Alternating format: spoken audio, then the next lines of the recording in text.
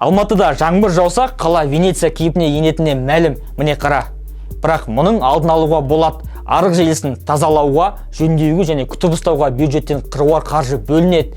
Мұны қарапайым бір аудан мысалында айтып көрейікші.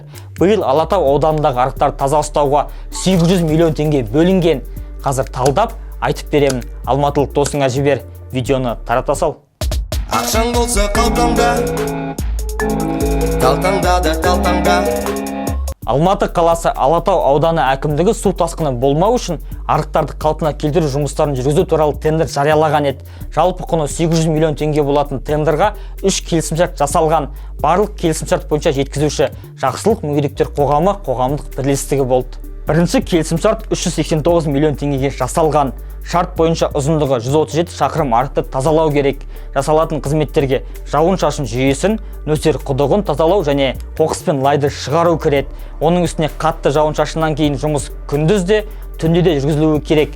Екінші келісімшарт 379 миллион теңгеге жасалды.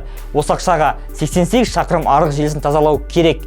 Екі келісімшартта 2026 жылдың аяғына дейін жарамды. Үшінші келісім 61 миллион теңгеге жасалған, бірақ 300-інде жеткізушіге 30 миллион теңге ғана төленген.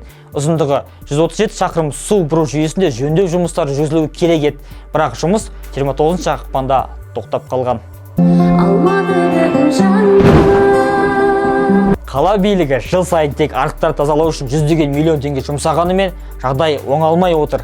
Алатау ауданына кіретін шегінді сулардың барлығы ағып жатқан қаланың төменгі аудандары үшін қиын. Жергілікті тұрғындар үшін су басқан көшелер жайсыздықпен қоса олардың үйлері мен басқа да мүліктеріне өте қауіпті.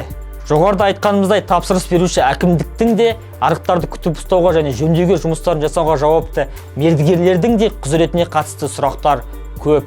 Қазір төменге сілтеме қалдырамын, материалмен толық танысып шық. Шынайы және тексерілген деректі бізден оқы.